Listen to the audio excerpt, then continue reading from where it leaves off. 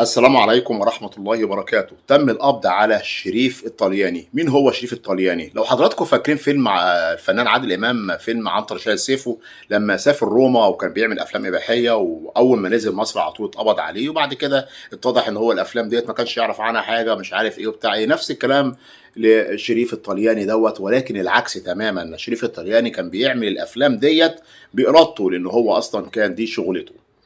شريف الطلياني ده مصري الجنسية، وأول واحد يعمل العمل دوت راجل عنده 44 سنة. كان عايش في مصر مع والده راجل مصري وأمه إيطالية. خد الثانوية العامة ودخل كلية تجارة جامعة حلوان وخلاص، واتخرج وبدأ يشتغل في شركات مستحضرات التجميل، ولكن لقى نفسه إن هو ما بيكسبش قوي، فخد بعضه وسافر لإيطاليا عند والدته هناك. ولما سافر هناك خطب واحدة، والواحدة اللي خطبها ديت خانته. فهو حب بقى ان هو ينتقم، وهو عشان خاطر ايه؟ ان هو يبقى غني قوي ويبقى عنده فيلا ولا عنده قصر وينتقم من صرف الحريم كلهم. فقال لك ان انا اشتغل في افلام البورنو، والعياذ بالله افلام البورنو دي بتكسب بالملايين الملايين. وراجل مشهور جدا هناك ومشهور في معظم الدول الاوروبيه. شريف الطلياني مشهور قوي والعياذ بالله في الافلام دي. فلما اول ما جه ينزل مصر على طول اتقبض عليه في مطار سفنكس في اكتوبر.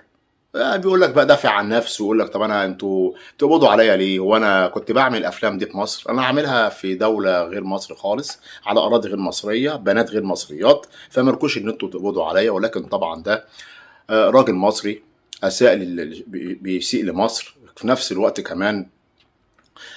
الافلام ديت معروضه على كل مواقع، على مواقع التواصل الاجتماعي، معروفه ان دوت ده شريف الطرياني ده مصري، فطبعا اتقبض عليه.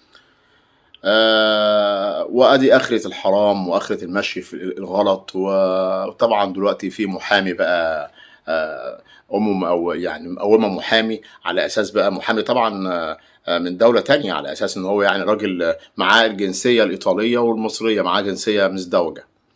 وهنقول ايه؟ غير لله الامر من قبل ومن بعد. بشكركم جدا، بتمنى من حضراتكم الاشتراك في القناة، تفعيل زر الجرس، والسلام عليكم ورحمة الله تعالى وبركاته.